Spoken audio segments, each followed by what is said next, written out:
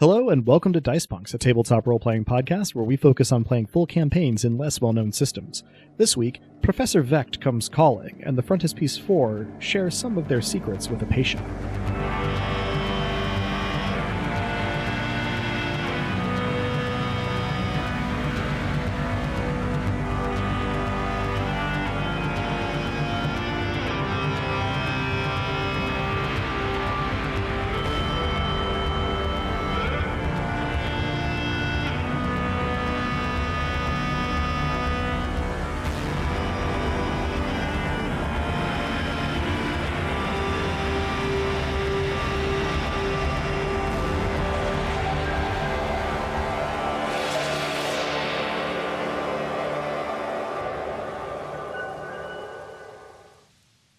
Hello and welcome. I'm Adam, your friendly neighborhood game master, and joining me are... Hi, I'm Drew, and I'll be playing Hecate, Cato Burke. Whatever name you want to say, now's a bad time, Wecht. Hello, I'll be playing Callisto Armitage, but that's officer to you, unless your name is Tarias Kane. You can call me Cal. I'm Des, and I will be playing Luke Byrne, who has problems with authority. Hello, and I'm Nick. I will be playing Ing, who is just, the most peaceful war criminal. Ex-war criminal. Unwilling war criminal. He's finding his way. Poor guy. Perhaps agent of war crimes? Weapon no longer of mass destruction? Formerly become death. Now he is not become death no more. Mm-hmm. I used to become death. Becoming something else. There we go. Hey. So, thank you for those lovely introductions. Let's get right to it with our recap of last time, courtesy of Byrne. So, after we left the place of honor, I met with K&B to invite her into a conspiracy. She accepted. Cato apprised Bronwy on Apatia in the spirit of openness. I continued my research into the good officer, uncovering some puff pieces written about their hiring at PSS that made vague mention of overcoming tragedy, which is a far cry from the journalistic hit pieces on Earth. Cato looked into a safe house for us and Over 3 as needs be, and we all looked into Apatia's backstory as a precursor to a decision to bring her into the fold.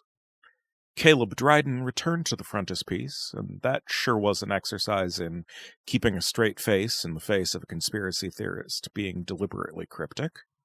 Afterward, we collectively agreed to bring Apatia in on things, so she'll be by to discuss matters in person this weekend after synagogue.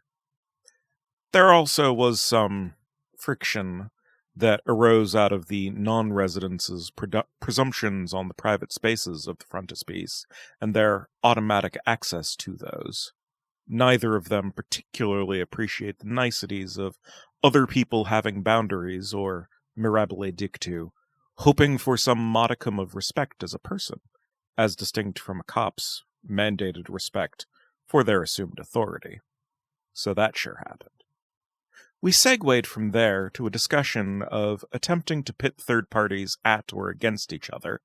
I argued, hopefully successfully, against setting Dryden up with hockey, and stayed out of the merits of pitting PSS against Law Zero. This was interrupted by Ruprecht Wecht arriving at the frontispiece. Yeah, thank you very much. The specific time that we're picking up here with Ruprecht Wecht arriving is not too far from the close of business on Thursday afternoon, the 23rd, I believe, of January 2020. And that does do the thing of putting Cato back on the spot to sort of party face somebody without any cool bonus, which was a feature of last time in great volume. But you know what? Sometimes it rains and other times it pours. So we pick up right there. Everybody else more or less going about their business, though, of course, Byrne, you are in the back of the frontispiece and able to sort of observe and chime in and such as you wish to. Do matchstick things, yes. Yeah.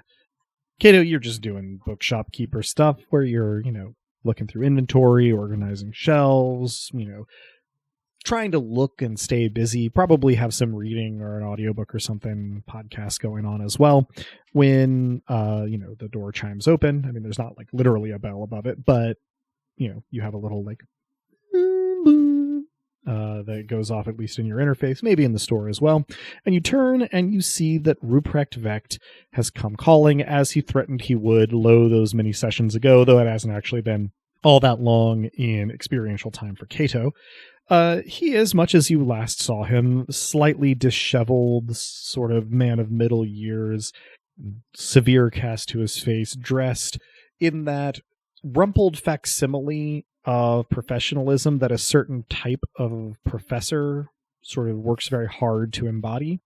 And he has a small cardboard box in his hands that is currently closed. As the door closes behind him, he looks around and spots you and says, "Guten Tag, Herr Cato. Is this a good time?" Guten Tag, yeah. Good time indeed. Genau, even. He chuckles slightly and says, "Very good, very good. I was hoping that this would be a fortuitous moment. The end of business is usually a little bit slow. How have you been since our conversation in my office?" Oh, very well, I think. Business has been business. The rhythms around here are relatively predictable, except insofar as they're entirely unpredictable. Just so. Well, I'm glad you've been well, and I've been thinking off and on about our conversation. Thank you for the unusual reading material. My students would certainly not appreciate it as much as I did. It seems... No, that's why they're beginning students, after all. You gotta learn to appreciate that kind of thing. And I do try to teach them. It's true. I do try to teach them.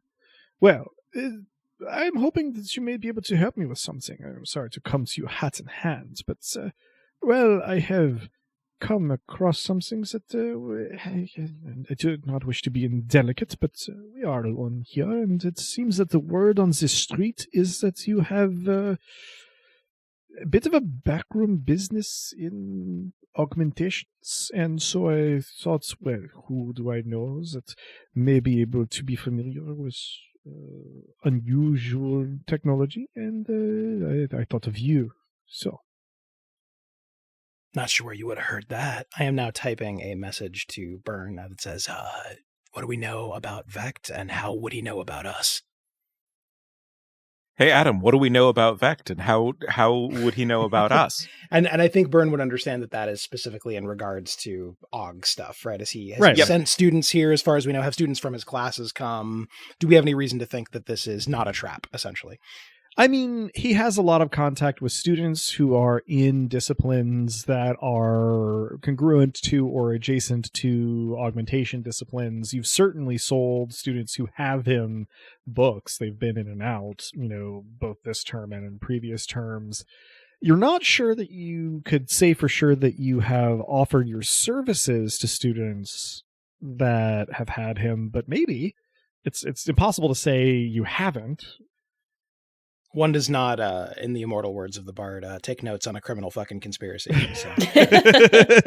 Good. Yeah. It seems like if it is not sinister, it would have to have come from students. If it is sinister, you couldn't really say where it came from, and that it was what would make it sinister, right? That somebody knows about your op that shouldn't. Sure. Yeah. Now, the student thing is pretty plausible, though, right? Like, there's not really a compelling reason to believe that Occam's razor doesn't apply here until you have more information. The safest assumption is that, some student or other either sort of blabbed or else, like, thought that they were doing the wink, wink, nudge, nudge thing to somebody who might need the information. Yeah, fair enough. I will I will convey this, yeah. Yeah. Well, we might need to clarify a bit. Sometimes folks who come in here mistake my, personal interest in augmentations for something untoward. As I say this, I gesture to me. Mm-hmm.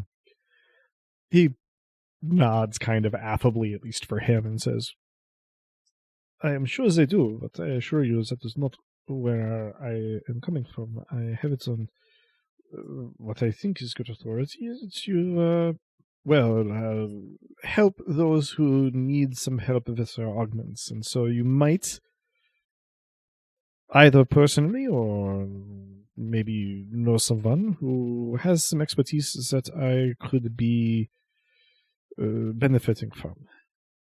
One thing I certainly try to do is help. He gives you a nod and says, and I appreciate it, to be sure. He gestures with his box towards your counter as though to ask permission to place it down there. I give the universal gesture of by all means. He nods, and as he moves over in that direction, he says, if it is not too much trouble, you may wish to close and lock the door. It is closed, but... I make a show of going over to the door to lock it, even though presumably Byrne has already done the important part. Mm-hmm. Oh, yes. He puts the box down. It is a little bit bigger than a shoebox, depending on the size of shoe, I suppose. And he sort of stands to one side and he says, this is a piece of technology that a student seems to have found, and not knowing what it was, brought it to me. I wonder if you maybe have seen its like. And he opens the box, revealing inside what appears to be a disabled kit bash. Interesting. How much like the kit bash we saw a little bit of on security video is it a dead ringer, or is it tough to tell? What's a good way of putting this? It is built on a similar scale, quadrupedal with like a head, and it follows a similar aesthetic. It is not exactly the same. This one has a sort of rounder head with one of what you would identify as like a sensor array rather than, two optical sensors and then, an array of other instruments. Which is more what you had seen last time, and you would put money on the fact that the exact articulation of the plating on it is different, but it seems to share both aesthetics and sort of construction methodology and materials with the kit bash that you saw, and it is very, very close to the same size. I make another gesture of, may I pick this up as I move toward it. I would also like you to make a roll and tell me what you get. 2d6, please. Okay. 2d6? Mm-hmm. That's a 10. Okay. Wecht gives you that sort of shrugging hand gesture that says, by all means. I pick it up in the sort of fine work arm and turn it around 360 degrees in my hand, and I do look at it carefully, but I'm also, of course, making sure he knows that I'm looking at it carefully. Mm-hmm. Let's be like a whole series of rolls here for you. Let's let you roll clever and cybernetics for a total of +5 to see what you can glean about the mechanics of this thing. Okay. That is 9 plus 5, which is 14. 14. So, whatever else is going on with Wecht here, it is genuinely thrilling to be able to have one of these things in your hand. What you immediately notice about it, scrutinizing it, is that the locomotive elements and the joint articulation are miniaturized beyond what is practical for most applications, especially in cybernetics, maybe in robotics as well. If almost any fabrication facility that you have ever encountered or heard of in enough detail to make a judgment about it, were trying to do something on this scale, it would be less aesthetic and a little bit probably bulkier, if not like significantly larger in its footprint. It would just be sort of chunky with some exposed bits, in order to avoid the hassle of trying to make actuators and joints this small. This is seemingly sacrificing some function for form in a way that is contrary to a lot of cybernetic and drone construction that you are aware of. Another thing that you pick up on is that the actuation mechanics are unfamiliar to you. There are systems that, especially in prosthetic augmentations, sort of mimic the mechanism of muscle fibers, if, kind of less fine and multitudinous. It's an efficient way of sort of contract a cable inside of a sleeve. There are some very high-end ones that use essentially reactive polymers to do the same thing. Listeners can think like certain Mass Effect designs in this regard. This is not quite as sort of finely constructed as muscle fiber would be, but it is, again, kind of overkill for the function here. What this probably results in is that this thing has very finely graduated motor control, right? It is able to make very small movements at a wide variety of very finely graded intensities. It probably stands up as well as any similarly sized and designed drone would, with less overall mass, at the cost of kind of standing out. This doesn't really look like most drones that would be constructed. You do find that you are unable to come to any meaningful conclusions about its sensory array and possible transmission of that data.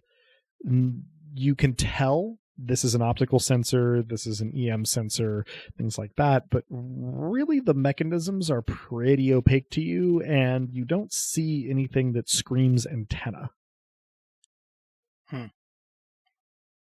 Yeah, I convey some, but by no means all of this to Wecht. I say, well, I can tell Roll you. a cool. Oh, okay, of course. Naturally. I love my life. Is that plus cybernetics, or is that just straight cool? I don't think you have a specialty that really applies here. Yeah, I figured not. I did roll a 9, though. Okay. And what were you saying to him? Oh, I was saying, well, I can tell you it's extraordinarily well made. I can tell you someone has gone to a great deal of trouble to make it animal-like in a way that may not be particularly necessary to its function. But, of course, I don't know its function. Do you? Did the student?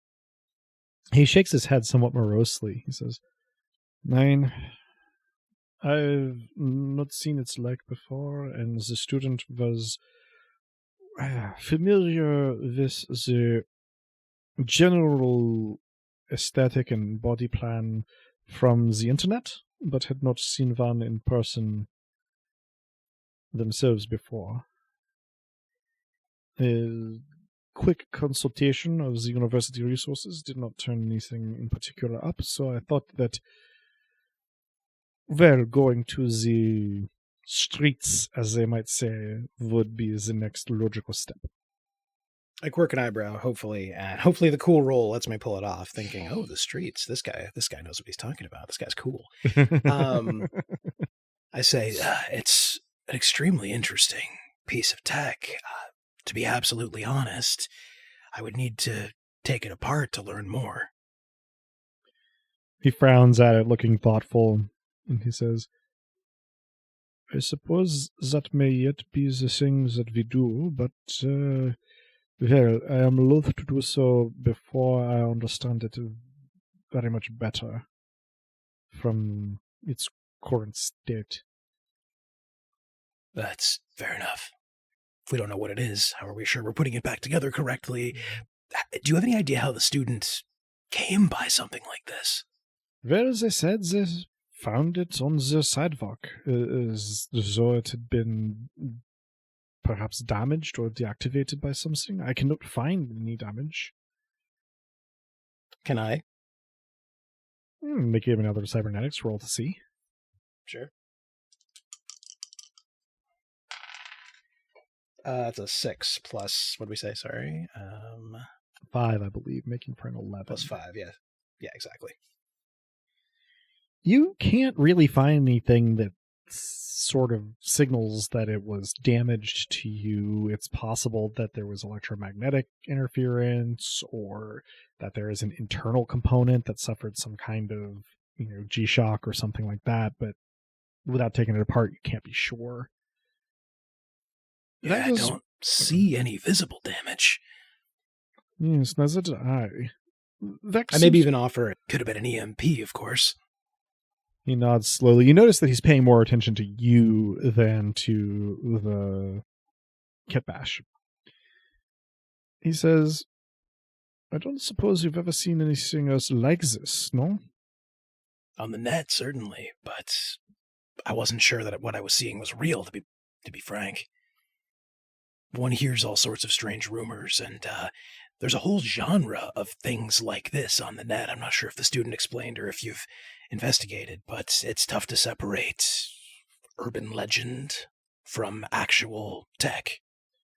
He nods sagely, or at least attempting sageliness, and says, just so. Well, I appreciate your time, Herr Kato. He goes to sort of box the thing back up and says, I hope that you will let me know should you learn anything about this kind of device going forward. Happy to contact you, and I hope you'll do likewise. One more question, though. Where on the street? What street? Near anywhere in particular? I'm going to make a quick little roll here. I love my little dice box. I love the way it sounds, and I love how much you love it. He looks like this brings him up short for half a second, and then sort of shakes his head morosely as though pained. He says, I was not able to get good information from my student about that. They were a little evasive about it. I assume because they thought I would, tell on them should it turn out to be chuckle stolen. at that. I only bring it up and, rumor, hard to separate. Rumor and innuendo from cold hard facts on the net. I hardly need to repeat that, but accounts one hears of things that look vaguely like this say that they show up nearby other objects of myth. Oh, do they? Well, I suppose if you happen to spot any of these objects of myth, you will let me know. Of course. Gives maybe the most forced chuckle you've ever heard. You'll officially be the first to know should I spot a unicorn, Professor. Unicorn, very good, sis. Well, thank you. I send you a unicorn emoticon. Thank you so much 6 for your rainbows back. time. And you for yours. He goes to box it back up, and he says, I make a show of unlocking the door while he does this in a gallant fashion. Thank you. I will be in touch, Herr Kyoto. And he walks out of the shop. So I'm assuming we now have clean footage of this thing and slowly rotating, which is not unhelpful. Yeah. It's maybe not like super high res close up, but it's useful. I did the best I could. Yeah. Mm-hmm. So yeah, you were able to inspect most of what it's got at your leisure. I am not there, but did we also get footage of the container it was in? Yes, you would have. I would have attempted to get footage of Wecht's face, the container it was in, the thing itself. Yeah. All of I these think are... we've established the main business doing area of the frontispiece has coverage by 3, 4, maybe 5 cameras. It's pretty well covered. Fantastic. I believe that we had established it was 3. It is a small... Would you I believe believe that's 4? the Okay, case. 3 works. No, 3. Actually, I think we did say 3. Yeah, that's true.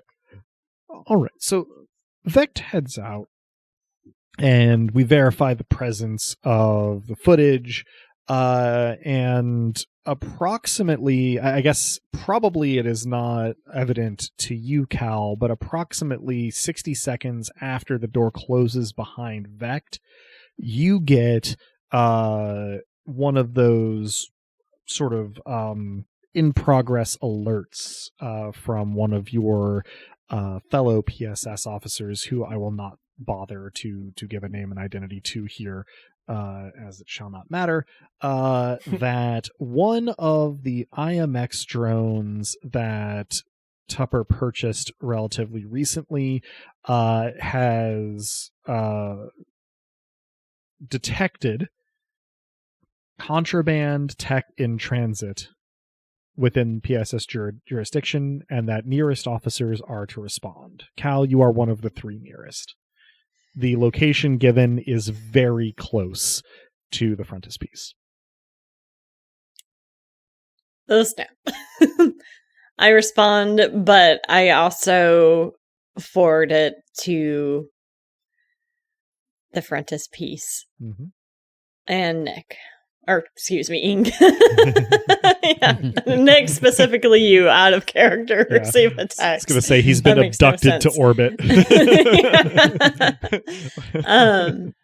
Before I head out to respond.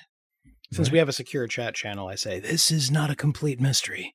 Wecht was just here, and, well, explain a little bit about how we've now seen a kit bash up close. Mm-hmm. As this is happening, I am copying the footage off of the camera's like internal whatever, Mhm. and am scrubbing it over to make it look like Wecht left without anything untoward taking place. I am not going to make you Do I roll need for to roll this. hacking for that? No, this is something that is success is guaranteed in the time frame that you have. Cool. So You're not a doing this roll under there. immediate time pressure or anything, yeah. And like this is not a system that you don't have any access to. Ing? Yeah, I'll mobilize my drones and see if I can get an aerial view. Patch any information that I have into Cal. Excellent.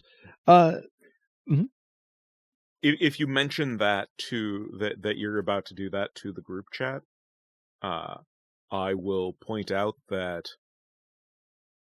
it's possible that an overly adventurous police officer, Mm-hmm. not in this chat, may consider your drones to be illicit or contraband tech, and therefore urge caution on that scale. I send a pointer finger emoji following that. We wouldn't want to have anything happen that would require additional airsats googly eyes. Good point. Force of habit, I suppose. It had been very legal. Now, they're not. I'm going to do my best to be the first to respond. Okay. But I'm going to send a text saying, prepare to be interviewed by an officer. I do like a fear emoticon. Cal, for funsies, I would like to get from you a quick plus corporate security roll. So +3 overall. So 7 plus 3 is 10. You are indeed the first officer on the scene. I rolled for the other 2. So the scene that you come upon on your scooter going inadvisably quickly. Yeah, with the little lights going and everything. Yeah. This is how we start doing Foley for the show. Gonna say it is an electric scooter, so it has much more of a sound than a putt putt putt one. It needs some maintenance. Let's face it. Okay, so now I'm just thinking it sounds like an angry cat. Not far. Yeah, not far off. Somehow I find myself thinking of Perlix. The scene that you come upon is the IMX drones are a little more practical, a little more functional than the little security drones from the Pixar movie WALL-E, but they are basically the same idea, right? Something that is more or less upright and on treads with like a display on it to communicate with people and some flashing lights. A big difference here, of course, is that, again, they are less kind of aesthetic, and they are festooned with sensor arrays of various kinds. You are being detained. Do not panic. This sounds like the robot that the NYPD deployed in the subway that required 3 cops to support it. Like, as babysitter, not as carrying, because they would never. No, certainly not. This does operate independently, although how well it operates independently is yet to be seen. Now, Cal, this is about a block away from where the signal was originally sent, showing that Wecht did not stop when the drone tried to detain him.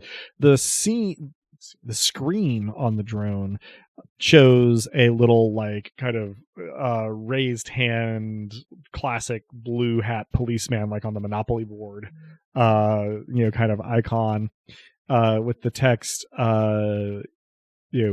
please desist, and it has a little synthesized voice going, you are being detained by Polytech Security Solutions. Please desist in your movement. Your whereabouts have been reported. You have the right to remain silent. And does that on a loop. Wecht, for his part, has stopped moving and is sort of clutching a cardboard box to his chest and muttering in German under his breath at this point when you pull up.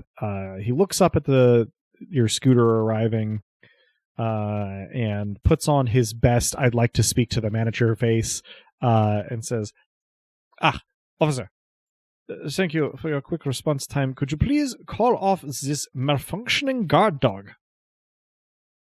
Yeah, we gotta check off a few boxes first. Can I get your name, see your ID? He sighs gustily and hands over his ID, says, Associate Professor Ruprecht Wecht of Grand Cross Polytechnic. Yes, Professor. Sorry for the trouble today. We just got a notice that you've been carrying around or potentially are unknowingly in possession of illegal contraband. That is very rich. This is, he gestures to the box, a scrapped drone that a student brought me. Can I take a look at it? He scoffs, but doesn't see a way out of it, so he shrugs and proffers the box in your direction. Does not hand it over, but does flip open the flaps on the top so that you can look down at the kit bash within. Yeah, I'm sure this was a matter of professional inquiry, but I am going to have to call this in, regretfully. I appreciate your patience with the matter. He looks like he wants to sort of like throw his hands up in frustration, but remembers that he's holding a box with some potentially kind of valuable research in it, and he just goes, do whatever you must. I am going to sit down on that bench right there. And he starts walking 10 feet over to a bench to sit down. By all means, make yourself comfortable. I call it in. yeah, it in that regard is very de rigueur. They've already got the sort of alert. Call it in. The sort of dispatch desk, takes down the time, location, code, and then you hear Lou Tupper's voice come in, and he says, "Look, you got to grab that thing from him, whatever it takes. I don't care what you have to say. You got to make sure you come back to the station with it. You understand, Officer Armitage?" I've got it, sir. It's in my possession. Good. Great. And then he cuts the call. I walk back over to Wecht. I assume that I'm given the go-ahead to take a statement from him, but otherwise let him go about his business. Yeah. When he realizes that you are taking the Kitbash with you, becomes very agitated and begins shouting at you in German, drawing quite a bit of attention from passersby on the street. I don't respond. I just look at him. Do you have any information on the student that brought this to you? Not that they've done anything wrong. I imagine they stumbled across this, whatever it is. But they might be worthy of a line of inquiry so we can learn more about this potential threat to our students and staff.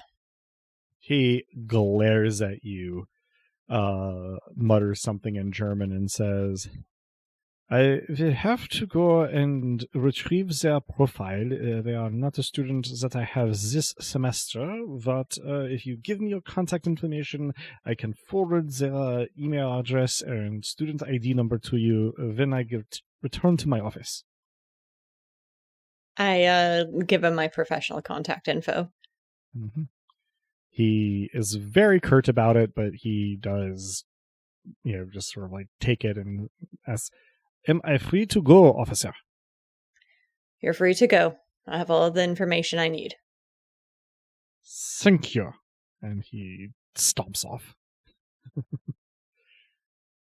Is the IMX drone still present? It has quieted down, but it is still there. Okay. I am going to load the Kitbash in my scooter and start heading back towards the station. I text you. I'm going to wait until I am out of sight of the IMX drone before looking at anything. Good. Sure. Good. So once I am ostensibly out of sight of the drone, I'm assuming it's not following me. No. Okay. It occurs that there have been assaults on law enforcement officials by Revenant. Maybe Revenant's after that tech you're carrying.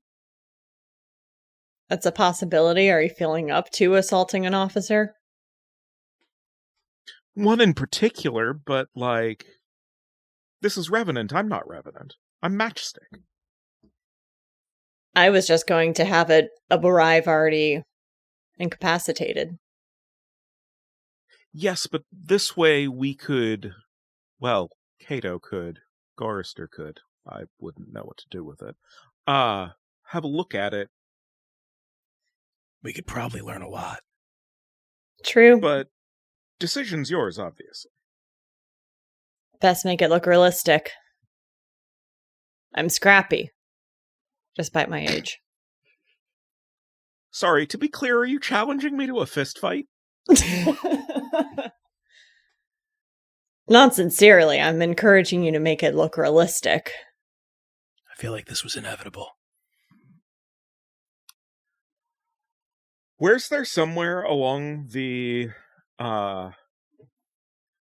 patrol route, such as it weren't, that doesn't have public-facing cameras?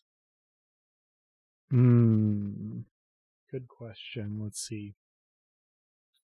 If Cal sticks to roads as they normally would, there aren't really any that are risk-free. it's only if they choose to cut through some gaps and alleyways that there are places where there isn't any kind of risk of surveillance, and even then, only pretty briefly. Are there any that would be reasonable for me to take as a shortcut due to Tupper's urgency? You could maybe make a case, but I mean, you know, it's definitely not going to be totally above or beyond like questioning to, you know, to take one of those routes is not going to save you so much time that it will self-justify. Yeah, so it'll look suspicious. Is any of this conversation going on in the group chat? I assume all. I've been chiming in as though it is, but that's Fair. you know Fair. We'll retcon yeah. that it is, given that you've chimed in. This could also just be me having a bad feeling about this. I figure you two are going to fist fight eventually, like I said. Yeah, I mean, it's as good a way as any to blow off some steam, relieve that tension. Not to mention, I appreciate that we're taking this with a degree of sincerity. Never mind the fact that it would be a trained officer beating up a kid. And like, no offense I mean, to Matchstick, but he not exactly a prize fighter. Yeah. No. I was imagining Kato coming after Cal as opposed to Matchstick. Probably more likely, but also like less funny. I'm going to drop an alternative in the chat for consideration, saying, alternatively, Kato, do you have any illicit goods that could be replaced? You know, this kit bash? They haven't seen it just yet. Especially any that wouldn't be traced back to you. It's probably on video by now with the IMX drone. Mm-hmm. Fair. Yeah, good thought, but probably that ship has sailed. All right. Though to answer your question directly, lots and lots. Smash and grab it is. Yeah, my thought was, I mean, I assume we're doing a degree of kayfabe here, and that no one's actually getting clocked, but also that Matchstick has the ability to show up as not Matchstick on surveillance footage when push comes to shove. That seems useful in this situation. Oh, yeah, no. Surveillance footage actually doesn't matter because I would show up by Laughing Kid as something approximating the description of Revenant. Exactly. Eyewitnesses would be an issue, potentially, but security footage would not. Whatever. Just take a turn that's not on a road. I wish I'd given you my stun gun at this point. Hey, Kato, do we have any stun guns? That's a good question. Do we have any stun guns? No. Okay. I was gonna say they have an actual gun, but that's wildly inappropriate to the situation. Do you have any devices that you can just... I mean, I have an EMP. I could just poof. Scooter accident. Perfect. What I was gonna say, we actually have covered on air what it takes to get something approximating a taser, and Ing did not quite have enough money to get one that had the ability to do multiple shots, so we definitely it's currently on my them, person. yes. And we don't so we definitely don't have any just laying around the frontispiece. I mean, do you have any devices that kind of look like tasers and you can just hold it up to her and go bzz, bzz, bzz, bzz? Maybe. So my suggestion, have you shared that there is an EMP on the table in the chat? Yeah. I respond with EMP, take my stun gun, right thigh, thumbs up. If you say so. All right. I send Ing a private message and say, look, let's just let them work this out.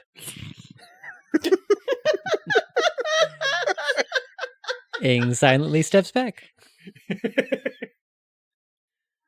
This has taken a dramatic turn given our discussions earlier, Robin. It really has. I sent up a follow-up. Recommend lower torso. Not right thigh? Right thigh's where it's located. Oh, right thigh's where it is. Mm-hmm. Sure. I'm talking about Okay. aiming at this point. Yeah. Thank you. All right. We'll try not for lasting damage. Yeah, it's a stun gun.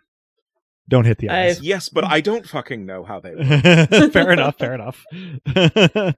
And I know that I don't know how they fucking work. Well, I guess, is there anything that you are doing other than leaving the frontispiece on a beeline to Cal's location and activating On my Laughing hoverboard. Guy? On your hoverboard, perfect. All right. Which will be discreetly set aside in an alleyway before I go on camera, as it were. Sure. So what I need from both of you then is a cool roll.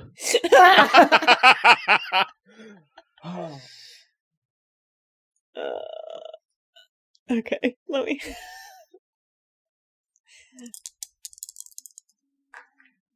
Uh, 7 plus 2 is 9. Mm-hmm.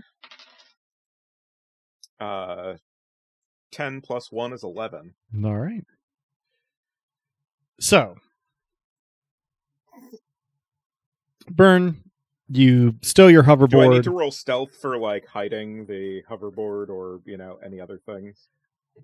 I mean, hiding the hoverboard is one thing. I don't think it's going to be a stealth roll just for that. Otherwise, you're not really trying to be genuinely stealthy. You're I'm trying to be stealthy for people. I'm trying to be stealthy for the approach and the departure. Okay. I'm not trying to be stealthy for cameras. A meaningful distinction. I guess go ahead and give me a roll. Yeah. Your cool and stealth in this case. That would be plus cool 4. stealth. Yeah. Plus 4. So that's also 11. Okay. Or wait, no, that's 13. I rolled a 9. Okay. Yeah, you stow your hoverboard, you round the corner to where you know that Cal is sort of currently en route. How do you execute this quote unquote ambush? Sort of ostentatiously slide the EMP device out into the relevant lane of traffic, such as hopefully it weren't actually traffic, into the good officer's path. And I am going to make a show trying to swerve to avoid it, but perhaps a beat or two too late, as though delayed in noticing it, because I imagine it is a small device. Oh yeah. And yeah, so it does its little pulse, and I mean, yeah, legit, Cal, your scooter and your arm go dark. By most of me, if we're being real.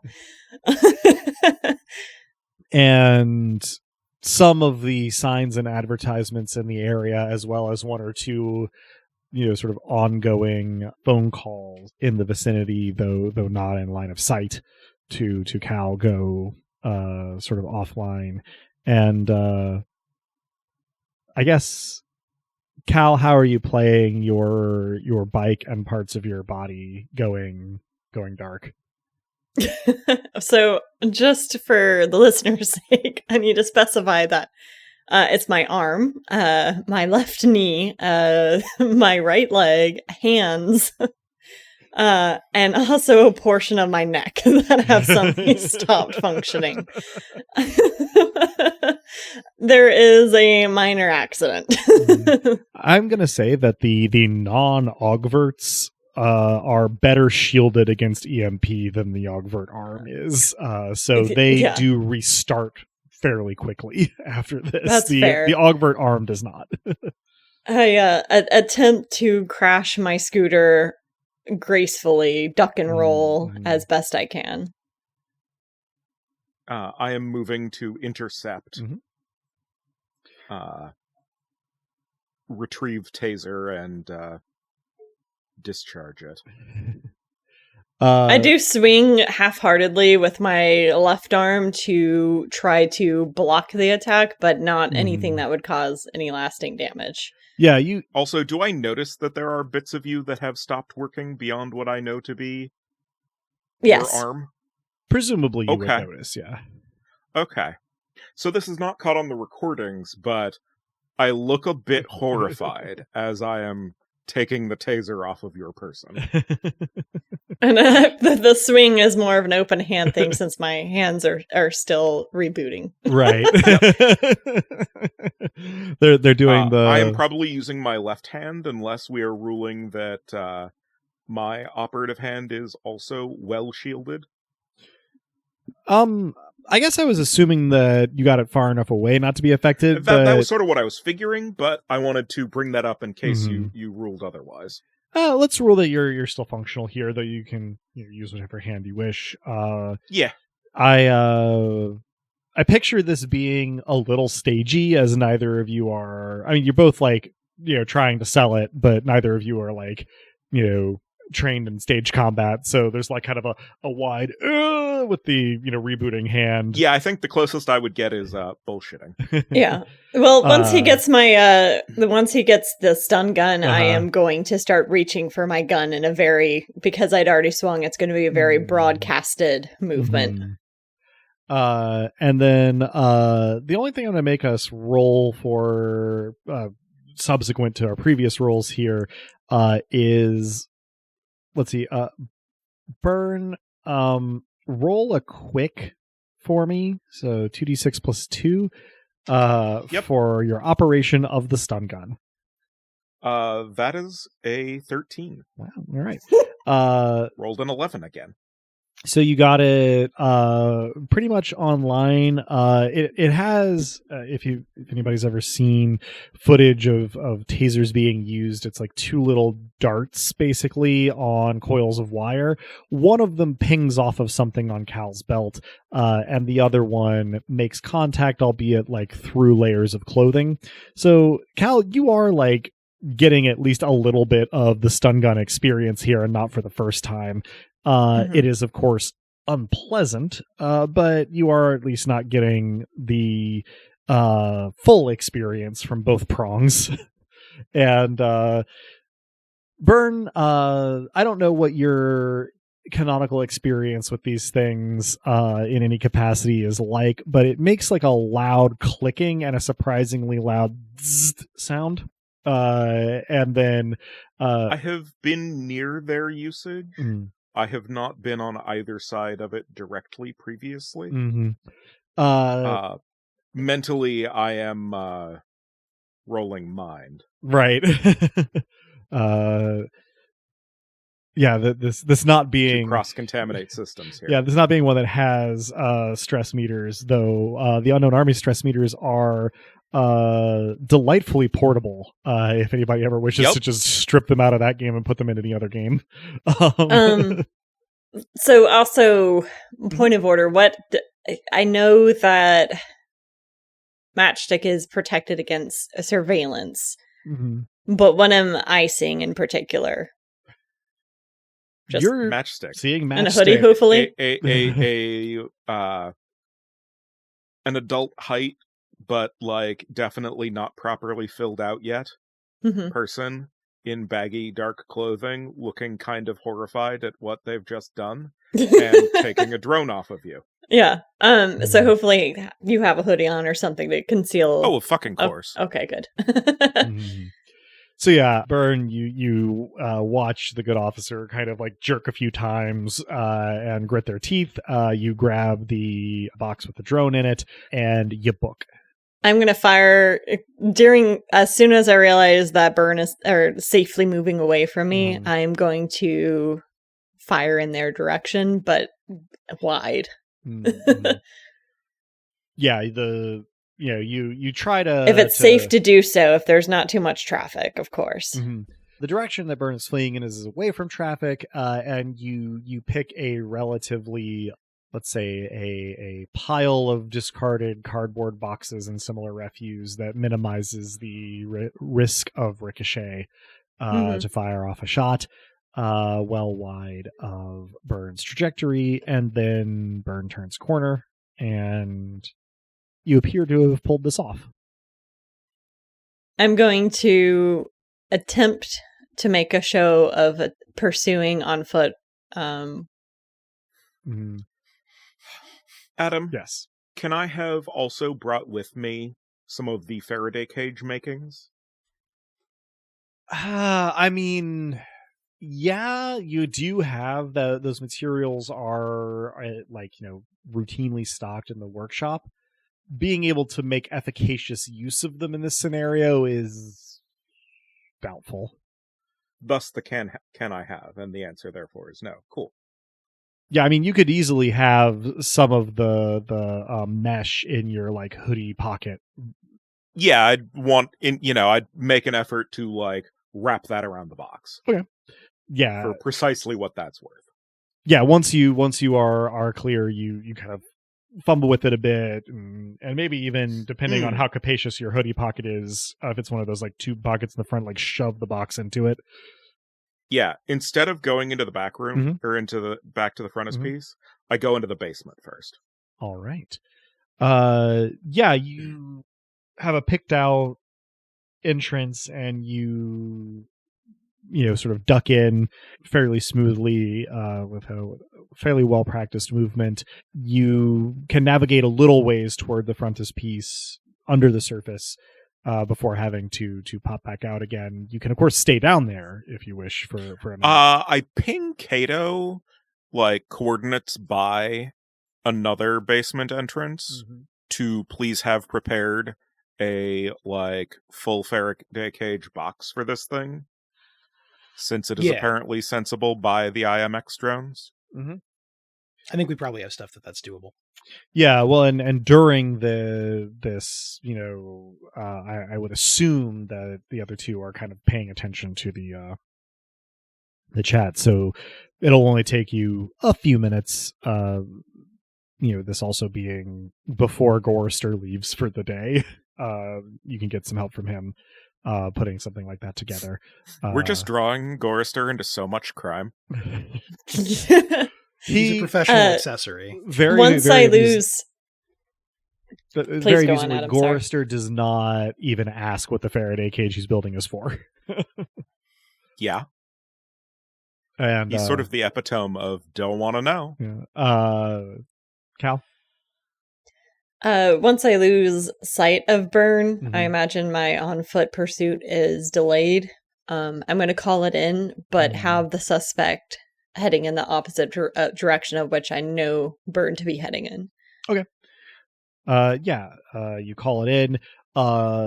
Tupper is swearing loudly into your ear. He has some unkind things to say about your efficacy as a security officer, but he is quickly distracted by trying to get pursuit started, in the directions that you gave. I'm going to embellish the description of the suspect, keeping the clothing the same, but mention that they seem to have holographic projection armor. We probably would have discussed specifically Revenant's appearance, since that's what's going to be on the cameras. I was assuming that was the holographic projection armor to which Cal was referring. Okay, yeah. Cool. Oh, yeah. I don't know that we have had in on air a description of what Revenant's appearance might be. We have I wanted to... either a fairly classy android chassis. The holographic projection armor is what we've got an on air description cool. of, and the holographic projection armor for the for Revenant's image that was circulated by Lou Tupper was either a sort of kind of classy and aesthetic android chassis, or kind of evoking a classical statue somewhere on that continuum. Slick. I'm going to send I imagine I return to my scooter but to go into the station and draft up a full report having lost a suspect. Also because I'm a little roughed up. But I am going to send a text. The first one says simply, "I'm proud of you." And then the second one quickly says, "You should probably send me a cover string of text to explain why I've been on my phone, ideally with my landlord." I'm sure you can figure out who they are. I respond first, I'm not. And then do the cover thing without further comment. Yep. So this is going on in the background, Cal, while you get essentially processed. You submit your report while Lou yells in the background at you, at your assailant, at IMX, at GPOL, at specific politicians, mostly from Union. Also, the group chat and your contact info for Cato and for me are deleted from your phone, as well as any attendant conversations.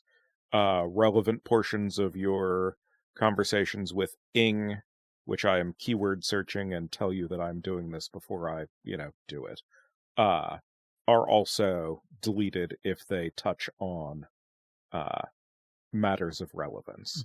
And Perfect. But I do not otherwise read them because I'm just keyword searching. Mm-hmm. Excellent. And once I am there kind of calling it in, I am going to try to ping it on the R3 varmint.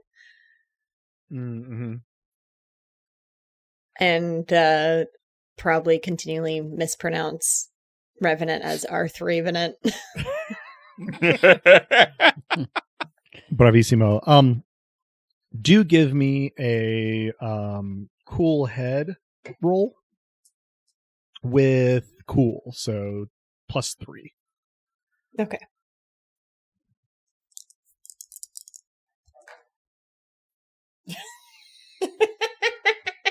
I got snake eyes. no. Okay. Well, good news. It is +4 because you have a talent that gives you +1 on all rolls when dealing with police and other security forces. Yes. So. Yes. 6 So total. So it's a 6. Yeah, it's still a 6. Let's see. This is happening around the close of business for the frontispiece, around quitting time generally. You get put through the ringer at the station. If Lou Tupper was the kind of person who could just let his employees handle things like this, you might be in trouble. But because he is not, and because he is not a very good police officer, as not very good at doing the tasks of policing, as well as just a very sort of egoistic and impulsive person, what happens is that The Elon Musk of cops. that's a cursed phrase that I refuse to think about for even 1 second longer. It's a mind You're welcome. virus. Yeah, it's an actual mind virus. Because of all this, you have a very unpleasant, very protracted evening. It is close to 9 p.m. before you are allowed to be done here. You get some sympathy from your fellow officers because of the disabling of your augments. Tupper, however, not impressed. He makes it very clear that none of this should have happened, but at the very least, you should have been able to hit the guy in the back of the head or the leg with that shot at the end. He certainly would have. He repeats over and over again. This is deeply unacceptable to him in a way that you start to think maybe is reflective of him being afraid of someone being displeased with this. But at the end of the day, there's not a whole lot he can do other than professionally reprimand you. He can't really even get away with giving you docked pay or actual demerits, because you didn't actually violate procedure here in any way that he can prove. But he's going to be trying. Good luck. By the time you leave, it's pretty much everybody else who was there when you came in has cycled out and a whole new shift is there. They don't even really know what's going on, any specificity. but they give you some sort of sympathetic glances as you're able to head out. Now, this does mean that, circling back, there are several hours,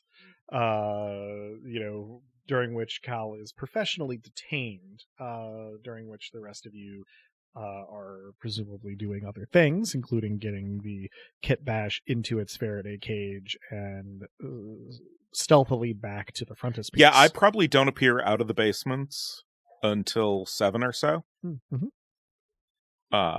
Even after delivery of the Faraday cage to the specified basement entrance adjacent spot. Mm-hmm.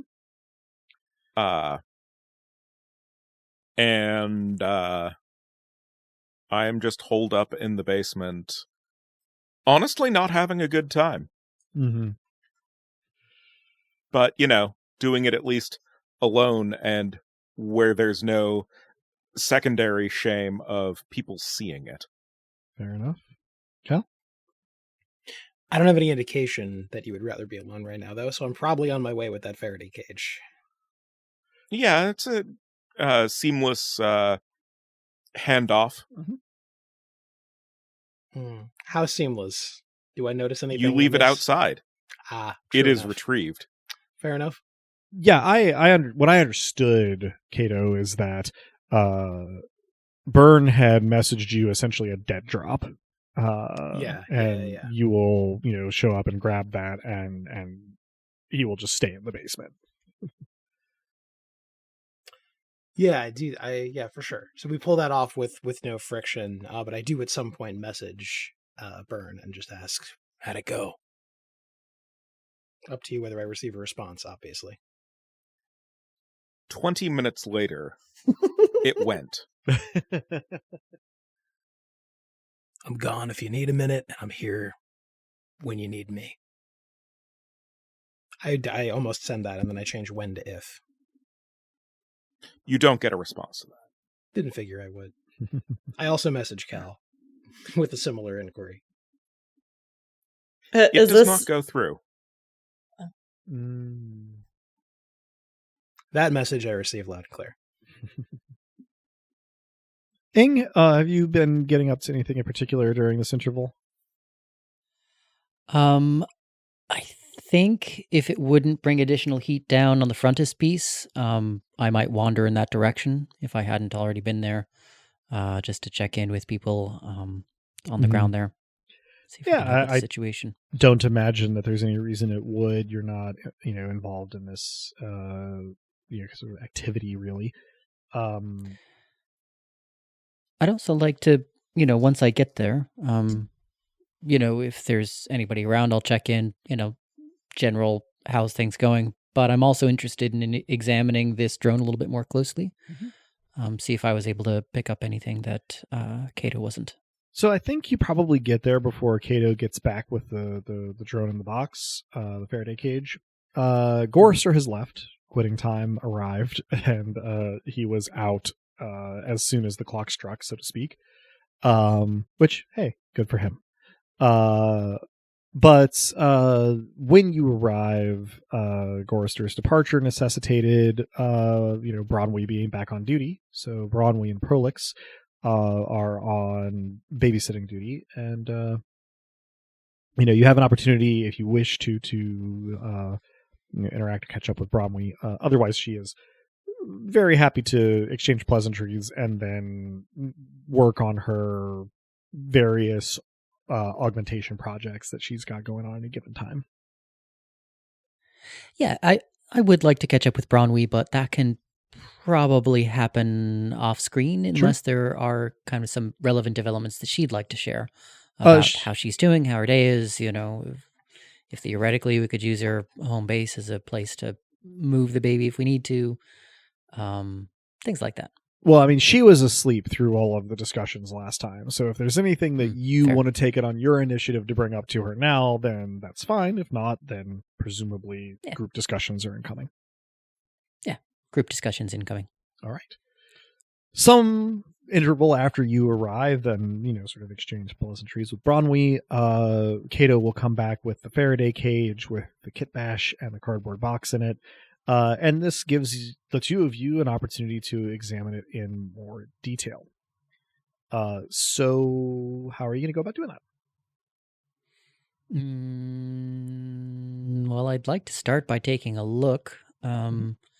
Presumably pick up on many of the things that Cato did. I think that I'm struck by the beauty of this thing. Doing what I can.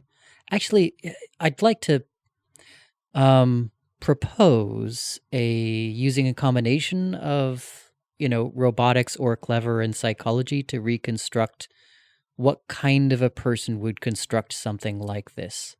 Because I can say out of character. Oh, go ahead. Are you referring to philosophy? Because that's what's on your character do I not have psychology? Not on the version I've got. No, you're probably right. Yeah, philosophy. And so aesthetics. fleshing that out. Not only aesthetics, but this is someone that is putting something above sheer utility, unless the utility of this thing is in its aesthetics. And so this speaks to a mind or someone that is approaching things from something beyond just a sheer utilitarian perspective, and that might tell me something about their aims or their mind. So that's going to be 2 separate roles from you, and we'll get to them in just one moment. Cato, what are your contributions here, if any? I think I'm running an assist and looking haunted and worrying about Matchstick, but not knowing what else to do, and therefore burying myself in learning about this thing. Good deal. So, Ing, the first thing I want from you is a clever plus robotics roll, which is +5. I was looking at my character sheet earlier, and that is wrong. I believe that I had raised robotics to 3, but then filled it out wrong. I see. So that would be +6 then. So that's 8 plus 6, 14. 14. All right. And then before I get into the results of that, if we could have a second roll from you using your philosophy specialty.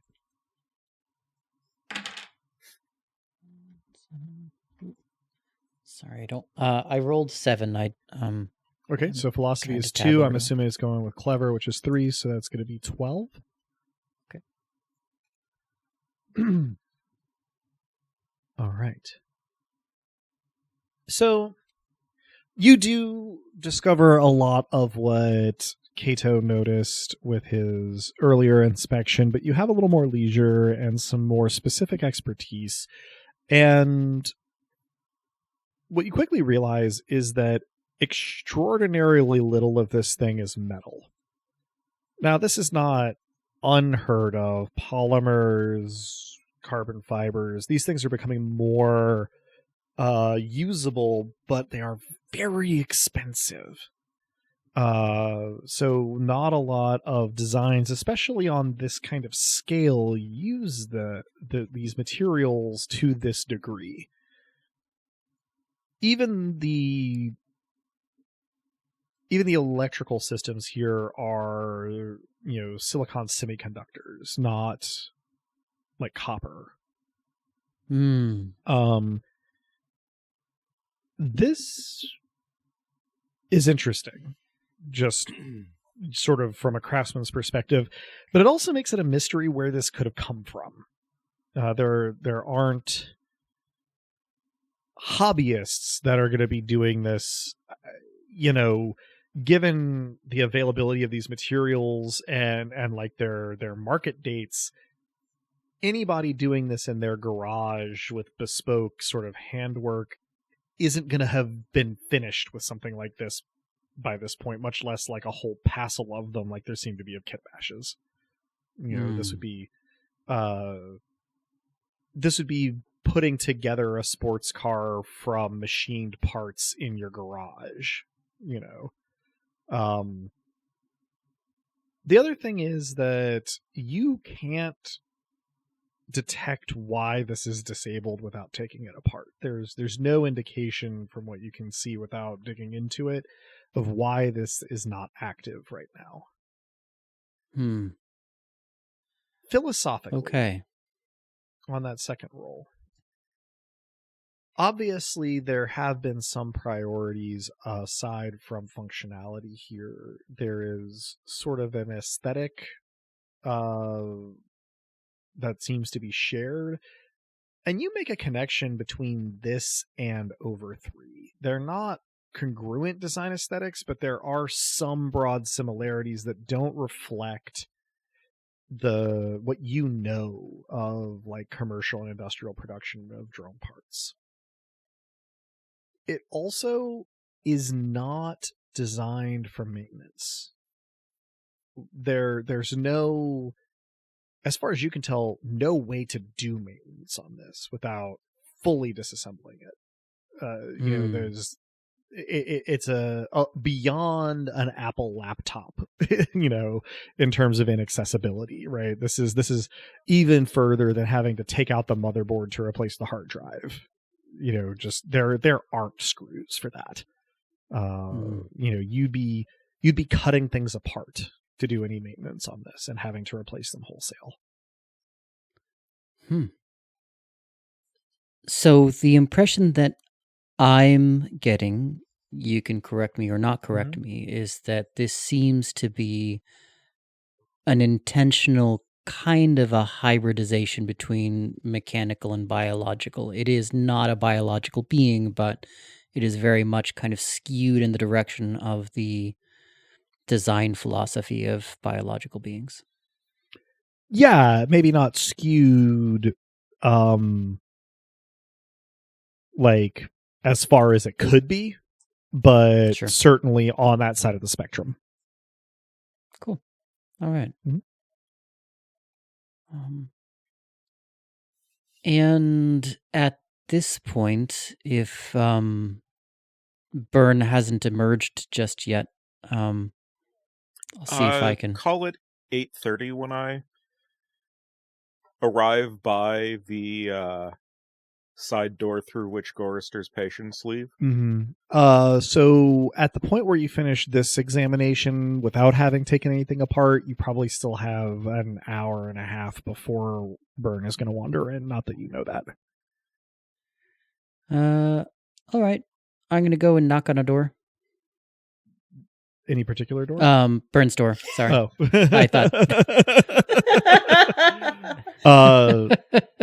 Just the Byrne's door is not directly accessible, I think, from either the front part of the frontispiece or directly from Gorrister's Bay. I think you have to go into some infrastructure to get to what would qualify as Byrne's door. All right. Fair. I maybe see him headed back that way and go, he's not home at the moment. Yeah. All right. I think I probably shouldn't have this gambit, I'm glad we got the thing, but this might not have been the best idea. Yeah, well, seems like it was Byrne's choice, and they keep insisting that that's something that's important to them. Doesn't mean that they can't get in over their heads like any of the rest of us, but you know them best. How can we support them? Step 1, don't go looking. They'll show up when they're ready. All right. I don't know what step 2 is, though, and that's bugging the hell out of me, if I'm honest. I don't know. It's not like either of us know what it's like to... I don't think they're used to doing violence. That might be at the heart of it. What the hell do I know? Most of the violent stuff I've done, I ended up doing to myself. Yes, that violence can be upsetting. That's an extremely strange thing to say. Yeah, well, I've been in a scrape or two. If it seems like they could use someone to talk to about violence being upsetting, send them my way. If you happen to talk to them before I do. I've seen a thing or two. I appreciate that, and we should unpack that incredibly cryptic statement at some point, if you're amenable. Yeah, of course. I'm an open book. Just real quick, I want to foreground for the listeners that this conversation is taking place with a background of prolix.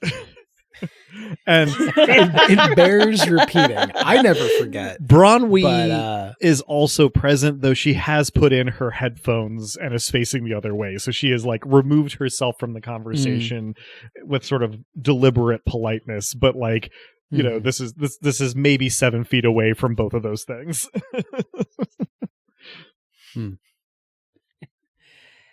Yeah, I think that we should unpack a bit of that. The short version, though, I'm against violence because I've seen what it can do, and Bernd got a bit of a glimpse behind the scenes there. Maybe we've got more in common than I thought. Maybe. I guess it just didn't occur to me that this would. I mean, you know, it's a taser. It's not. You might notice I'm touching my face, and I might not myself be aware of it. I don't know. If you can talk to them, I'd appreciate it. I don't always know what to say, and sometimes, I don't know, the very fact that I'm saying anything makes them feel, I don't know, watched in a way that's not always productive. Fair. I don't know what I am to anybody, I guess, but I know it's not always helpful, so thanks for the assist. Yeah, well, you know, let's not get ahead of ourselves here. I could muck things up pretty royally. I'm a firm believer in making new and interesting mistakes rather than the same ones again and again. Yeah. I'm glad that you're there for Bern. I haven't known either you very long, but I get the impression that it's an important relationship to them. It's important to me, too. I just don't know whether I'm fucking up at any given moment, I guess. Yeah. It's the kind of thing that you often hear from parents. I instinctively look around to make sure Bern is not in the room. Not so much from mine, but yeah. They didn't say much, I guess. Well, that might merit some unpacking itself. You're not wrong. You're not wrong. I'm glad to have you in on this thing. I mean, this, obviously, your expertise is appreciated. I gesture at our latest acquisition, but also this, all of it. You're all right. You are too. If I'm going to be in, as though really, yeah. I mean, if we're going to be on the edge of total obliteration by 5 different factions aiming to take us out, you're a good bloke to be in the middle of it with. I'm oddly comfortable in this situation, if I'm honest. That's probably my number one concern, as long as we're, unpacking just a little, or at least making a list of things to unpack later.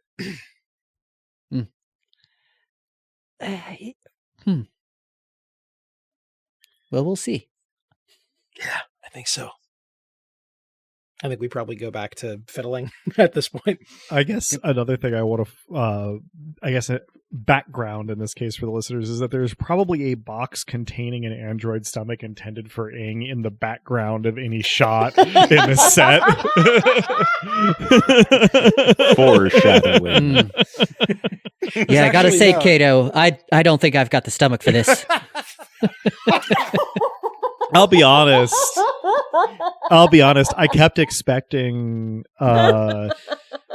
Kato to be like, we should talk about this over a drink, And then there'd just be a beat where the camera pivots to the box with a stomach in it. That would have been so much better. It's like the subtle foreshadowing trend on TikTok. Just like it keeps jump cutting to the stomach over and over again.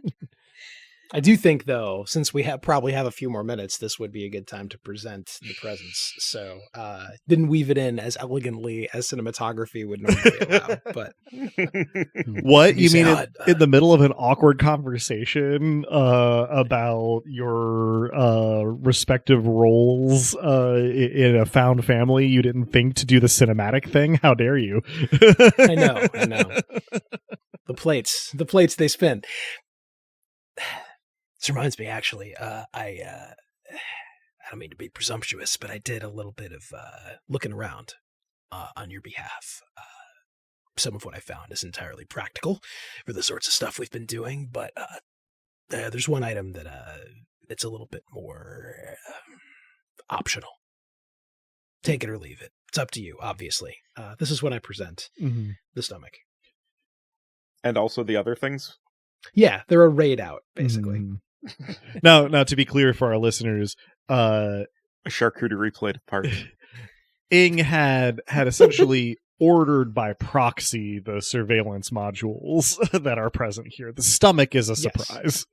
Yeah, so managed to find what you asked for and something you didn't precisely. But, well, I mean, if you want to enjoy things other than vibes. I don't know what to say. Cato, this is incredible. It looks expensive. I mean, if you acquired it legally, it probably would be. I wouldn't know.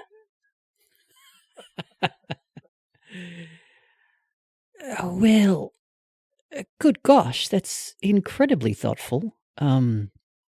This is the passive surveillance package that I was asking about. If with enough time, I can probably, resell the data on that I pick up and pay you back for the entire get-go, get-up. I wave a very large arm dismissively. Hey, look, you find something and you think of me at some point, fine, give me a present, but you don't owe me for this. This is free and clear. Good God. In the background. I don't know what to say. And I will go in for a bit of an awkward hug. Aww. I jerk back very slightly as though expecting you to tell me you hate it and punch me, and then realize that's not happening, and I return the hug. I'd say that given Cato's arm situation, all of Cato's hugs are at least a little bit awkward. This one maybe a little bit more so. And in the background of all of this, Brolix is saying, procuring education on consulted assurance and due certainty listening no behavior by an outlived, insisted, procured, improved arm. As we're hugging, I say what he said. Right. Well, and look, just because it's expensive and it was hard to find whatever, that's we can resell it if you don't like it. Then it's up to you. I'm not telling you what to do with your your anything. And look, some things don't taste good. That's widely Cato, acknowledged. No, this is brilliant. I would love your advice on the first thing you put in this stomach. I'm gonna need to think about that. Oh, the possibilities. Definitely not the sake at Izakaya Popoi, but beyond that, the possibilities are endless. The world is all sorts of things. Yeah, we could start with the good things, but I want to eat everything. The good stuff, the gross stuff. I'm not sure exactly what features this has in terms of analyzing hazardous materials, so you might want to investigate before you go too crazy. But, yeah, we'll dig in. That's fantastic. So you probably have enough time if you want to get this thing installed before either of our other characters come back. Sure. I mean, yeah, Gorister's workbench is here. I offer assistance. probably tough to install this kind of thing on, on yourself.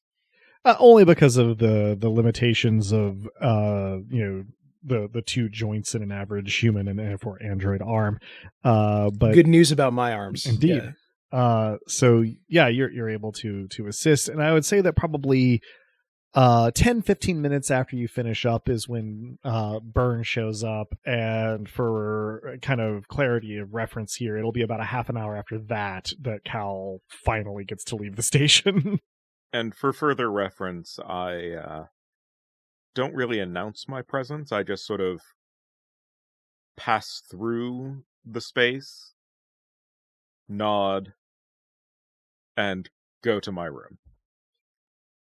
And at some point during the stomach installation process, I should just point out, like, Bronwyn has been there. She's been sort of courteously, like, allowing for privacy, but she does enthuse about the hardware and, sort of start rattling off all of her favorite things to eat. It is a cumbersome enough list by the time she finishes it that it is not very useful in prioritizing. Has Bronwyn designed a stomach before? Or, like, taste bud sweet?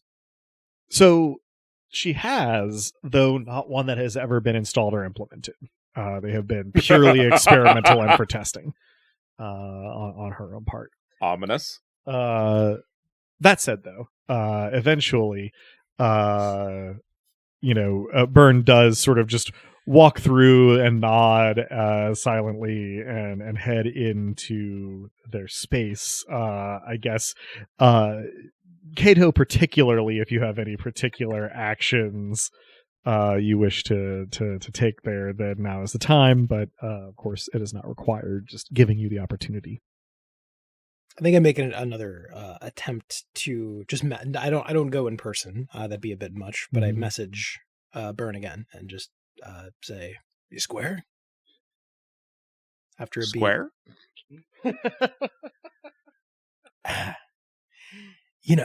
Or I guess you don't. Sometimes time can be a real sort of a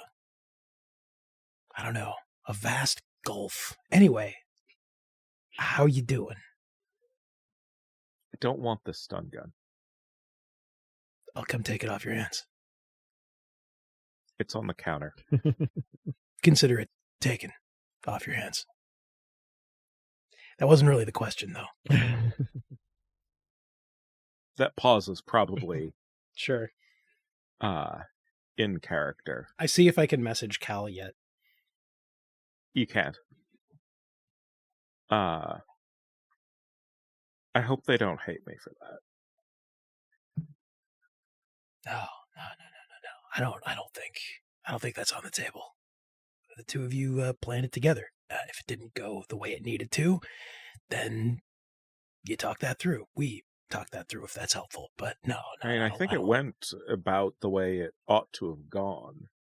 I deleted our contact info and all relevant, potentially questionable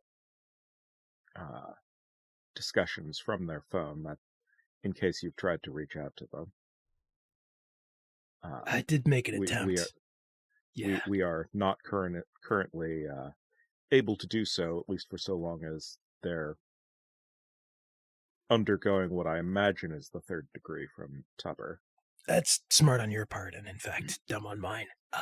Definitely just sort of activated that. Probably look into getting them a burner phone. Yeah. Or, if they'd let me, I could see about setting up what amounts to a dual boot phone. That sounds useful. That way there wouldn't be the questionable physicality of why do you have a second phone, officer? No, it's smart. That's not for the first time something I should have thought of that you beat me to, so thanks for that. I guess I was just trying to get in touch with them because, I don't know. First things first, was anyone dead? No. Okay, and then second thing second, is everyone, well, where they need to be? You don't have to be, but, you don't have to be now, but longer term, honestly, you do. It's important to me. I don't know that I can answer that question right now. Yeah, that's fine. Sorry. That's fine.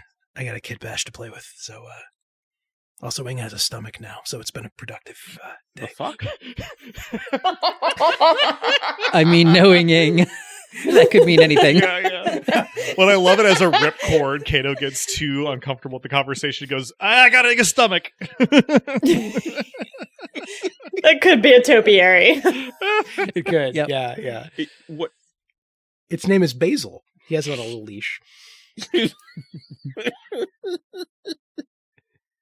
Now I'm just imagining it like going along like with the snail like monopod. Ew. You're welcome, everybody. Yeah. Now you two are imagining that. I'll be imagining that for some time. Say, gift. We've been, us ogged folks were, I guess, keeping ourselves busy. And anyway, I wanted them to be able to participate. That's good of you. That's really nice. Yeah, I hope they're not just being nice. They seemed excited. I don't honestly know whether or not Ing is a sophisticated enough liar to bullshit you. I wonder sometimes, but yeah. No, I think it's for real. I think it was the right move. Like, I don't know, and in not knowing, like, there's always the open possibility that Ing's some sort of deceitful wunderkind. Which I realize is a bit ironic of me saying that, but never mind. As long as you're aware of the irony, I don't really see a problem. Look, you need time, you need space. You got it, to a degree. It's a small living space, but you get me. Yeah. You don't have to answer anything you don't want to answer. Just know, look, you're safe here. I think you know that, but I hope you know it in your bones. I try not to think about it too much. Thinking about it too much makes it less real. I'll do the best thing I can and shut the fuck up then. No, you're fine. Thank you. Of course. I go back to check on Ing and make sure the stomach hasn't crawled out and started slugging across the... 5 minutes later, the chat log is deleted. I look at it like, yeah, it took a little longer than I expected. But no real surprise. Around about this time, a little bit later, Cal, you are finally allowed to go home. Thank God. You are pretty... I'm so sorry, Cal. Yeah. You are pretty sure Tupper is not going to sign off on paying you for any of that time, given how upset he is. But you may be able to sort of end run the paperwork since it doesn't all, like, cross his desk individually. That said, that is a tarnished fucking silver lining. Yeah, I head straight to the apartment. Possibly checking my phone on the way to confirm that all of the contacts have in fact been deleted. Yeah, it's squeaky clean. Mm-hmm. Once I get home, I kind of give a tentative hello. And all you hear is the faint gurgling of the arm's environment circulating its fluids. It's remarkably similar to the sound of a fish tank in a quiet room, but slightly meatier. After that, thanks, I hate it. Completely normal. This is the Meat Punks episode of Hardwired Island. I mean, at a certain point, like, every episode has the threat of being an invocation of Meat Punks. Mm-hmm. True enough. The Meat Punk stuff is in some ways us just allowing certain impulses to run wild that are usually kept in check. Carry on, Cal. Sorry about that. After that completely normal and not at all unsettling description of the ambiance of the apartment, I realize I'm alone and I throw my phone aggressively into the soft whatever seat that I have where I know it won't actually break. Open the fridge, look for something that's not there, slam it shut, instead pour myself a tall glass of water and pour rubbing alcohol over any of the scrapes that I accrued during the scooter accident.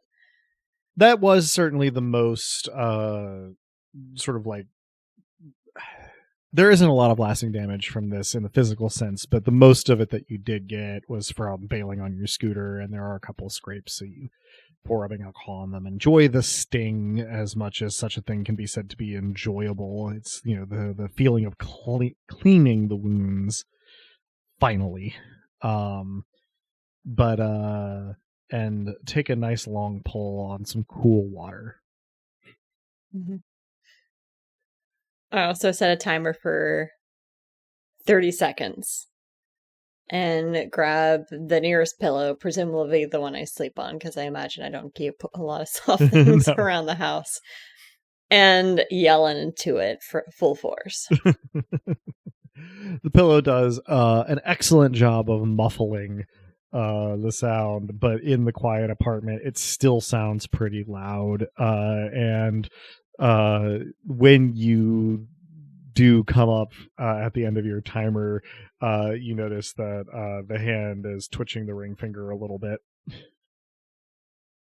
I try not to make eye contact? Question mark. You glance away. It's hard to win a staring contest with a thing that doesn't have eyes. Yeah. I sit on the couch and wait. All right. This brings me to a fairly key question here. Having done as much as you really can with an external examination of the kit bash by both Kato and Ing, are we getting up to anything else with it tonight? I think just making sure that it's secure, because without any indication of why it's disabled, it could very well not be. Yeah, I think we make sure it's Faraday caged and also, physically secured in some way. Okay. That is doable. So then, I suppose, Ing, when, if at all, do you head back to your apartment?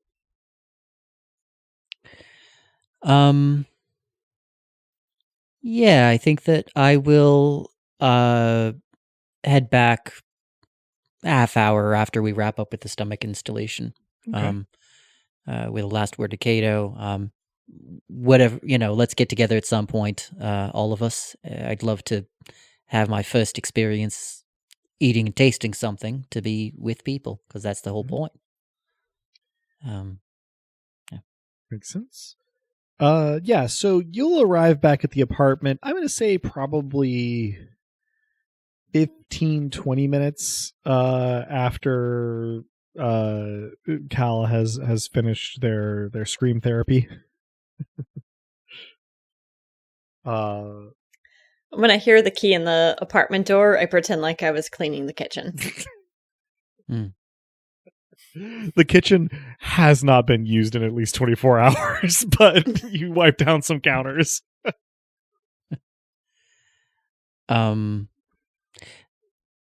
Does Ing have any indication that Cal's off? Or does Cal hide things sufficiently? Cal is very good at hiding things.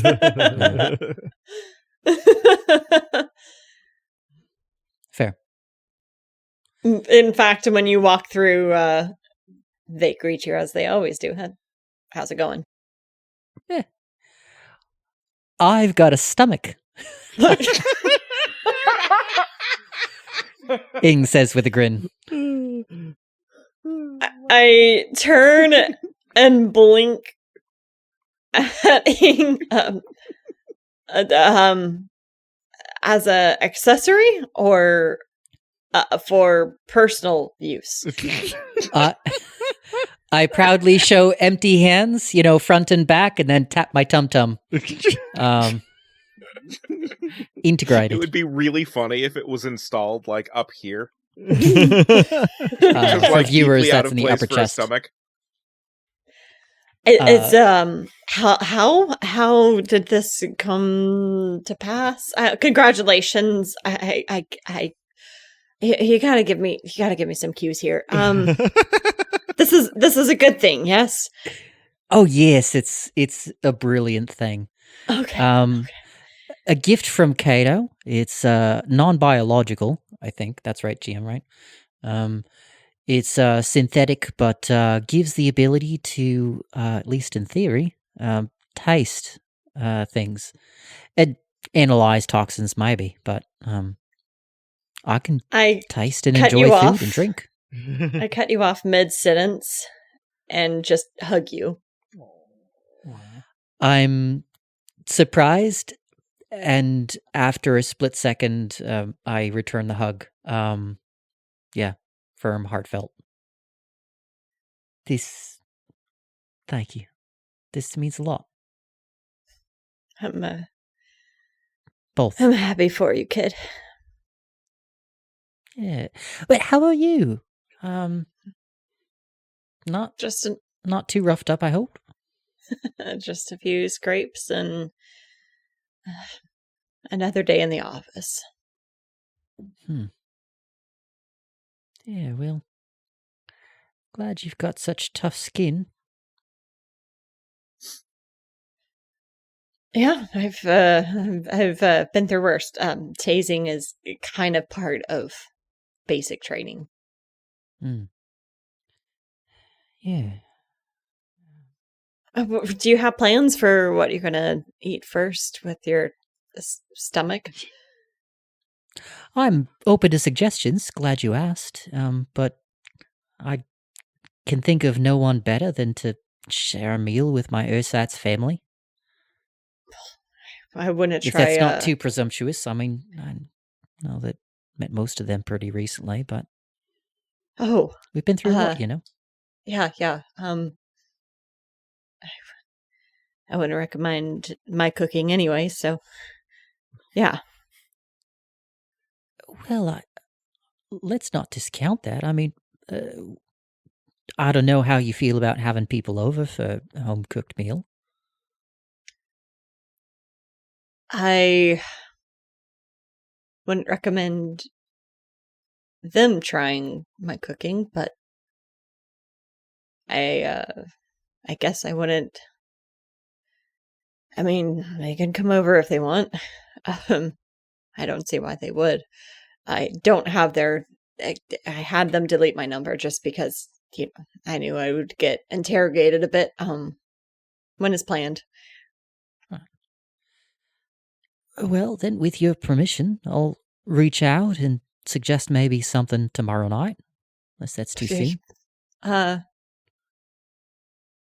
really don't know why they'd want to come over here. I don't have much of anything. I try to make it casual as I walk over to one of the few bookshelves and start rearranging as though dusting, but actually shove some picture frames behind books.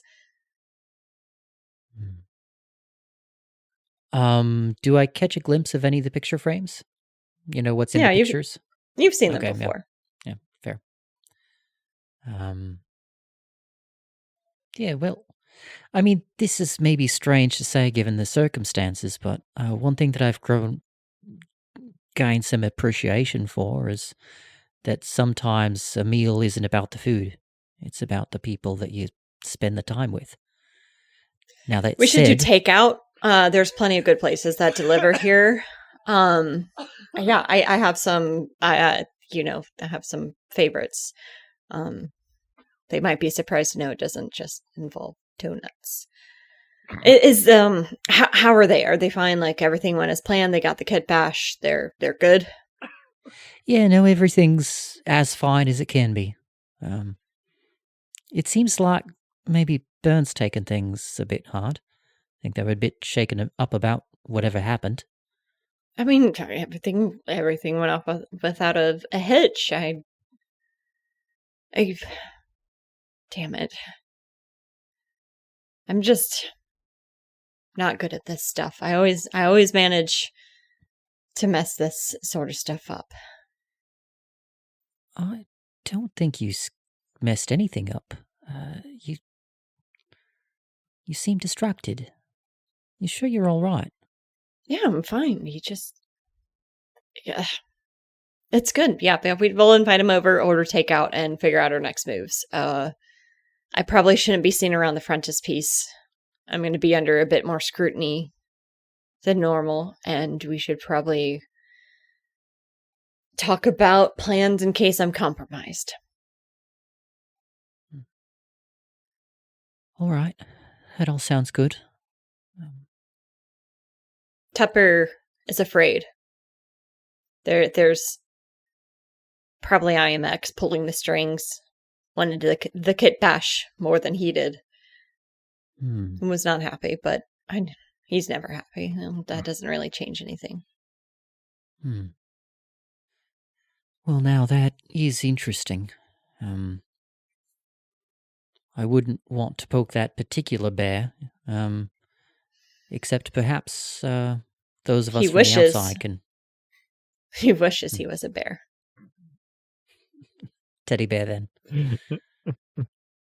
Tupper bear. Good. Tupper bear. Tupper bear. That's his nickname from now on. It's too cute.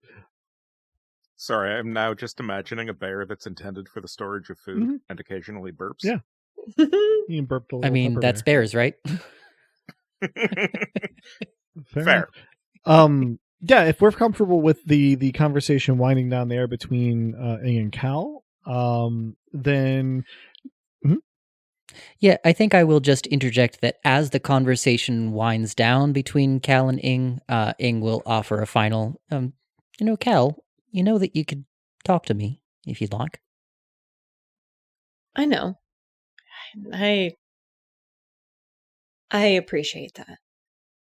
But your safety is my priority. Ing will let the silence just play out. In the background, the hand is very slightly flexing all four fingers very slowly.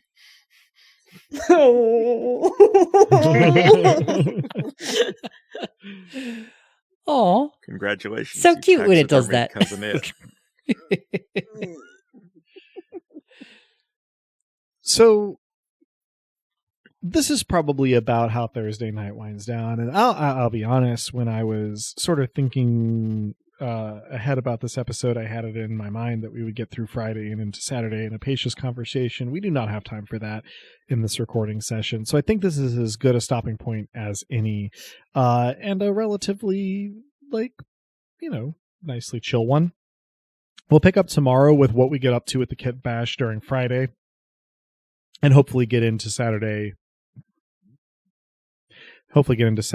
and Apacia's visit then as well. Anything that we want to make sure we get on the record before we wrap up, though? Only that the taser goes somewhere. There's probably nowhere in the frontispiece the matchstick couldn't get if they really wanted to, but I put it in a drawer in my room with a lock that, they'll never have to see it unless they mean to. Sounds good. Mechanical query, Adam. Where does all of this fall on a scale of 1 to accomplishing my goal of further getting reactions in it and slight antagonizing of the good officer? I guess I had it written down differently. Count it as progress toward the goal, I suppose. You have learned things about Cal.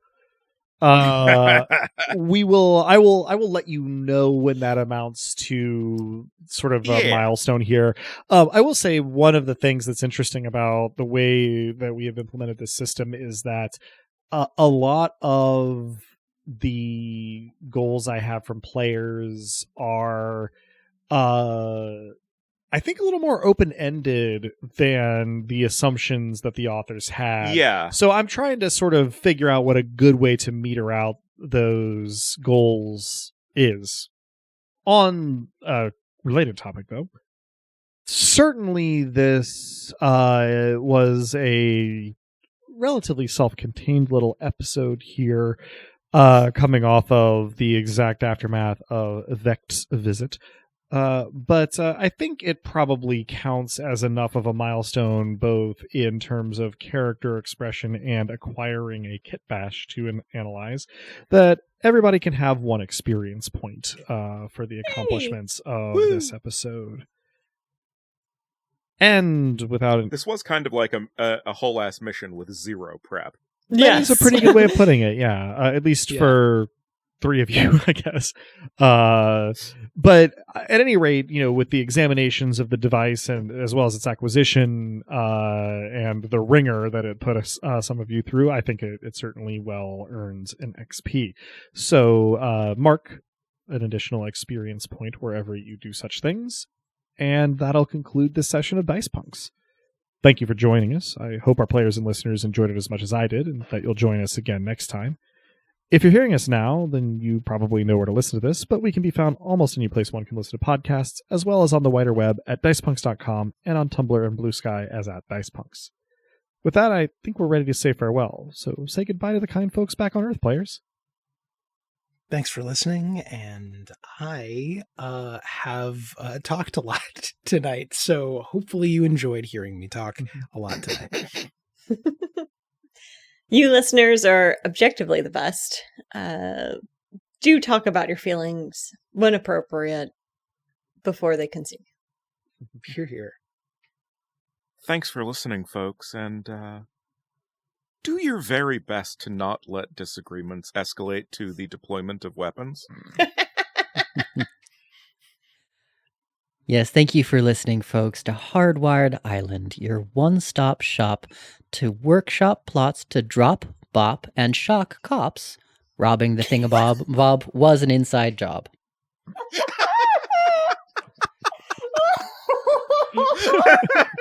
Listeners, Drew just spun around in a circle. Most excellent, as always. And as the poet once said, I'm no man. I'm what's left when children go to war.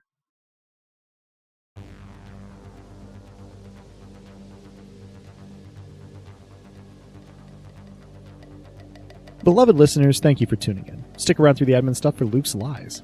The music in this episode, Augment or Die, is by Emerson Boatwright and our very own bookmonger, Drew. Check out their other work at the link in the show notes. Editing and our rad new cover art was done by Joanne, who's appeared on the podcast now and again. Check out her work around the internet, where she goes by Anything Sows. Site design and graphics for dicepunks.com are by the one and only Officer Armitage, Robin. Hardwired Island is by Paul Mitchevic, Freya Erlingsdotter, and Minerva McJonda. You can find Hardwired Island at etten.itch.io/hardwiredisland. Links to the systems and authors can be found on the Punk Grimoire section of our website, dicepunks.com. Thanks so much for listening. If you liked what you heard, that's a reward on its own, but if you're so inclined, you can help us out by rating and reviewing us wherever you listen to us, telling your friends who you think would like us to give us a listen, and even by heading over to our Patreon at patreon.com/dicepunks. We have fun rewards available to backers, including a patron-only Discord and access to the Dice Peaks after show for episodes 1.1 and following. Regardless, we hope you'll tune in again, and until then, remember, subtlety is for cowards. This is not my first experience with taser violence. I cannot recommend it even from a distance. Crying, screaming, pants pissing. To say nothing of the intensity of cops deploying tasers on the citizens they're supposed to protect. It's better, I suppose, than using actual guns with live bullets. My parents' country of origin, as with most of the nations of the world, held a lottery for access to Grand Cross tickets. There were reasonable accusations as to the legitimacy of the lottery's results. There were protests. There were responses to protests. My parents did not win. We came up as part of the building crews, and my older brother's political outspokenness did not win him friends. He and my father suffered a work accident, and my mother disappeared with the insurance payoff. I got to spend some quality time in the station's basements.